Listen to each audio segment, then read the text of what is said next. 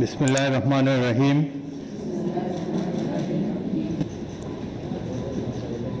আসসালামু আলাইকুম। আপনাদের সবাইকে আন্তরিক অভিনন্দন ও শুভেচ্ছা। এখন আপনাদেরকে শপথ বাক্য পাঠ করানো হবে। আপনারা অনুগ্রহ করে দাঁড়িয়ে শপথ পাঠ করার জন্য অনুরোধ করছি।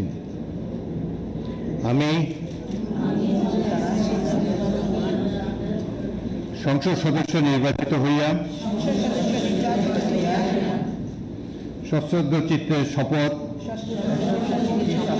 বা দৃঢ়ভাবে ঘোষণা করিতেছি যে আমি যে কর্তব্যভার গ্রহণ করিতে যাইতেছি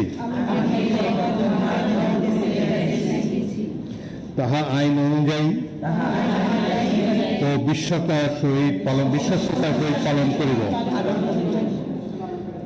আমি বাংলাদেশের প্রতি অকৃত্রিম বিশ্বাস ও আনুগত্য পোষণ করিব এবং সংসদ সদস্য রূপে আমার কর্তব্য পালনকে ব্যক্তিগত স্বার্থের দ্বারা প্রভাবিত হইতে দিব না। ধন্যবাদ।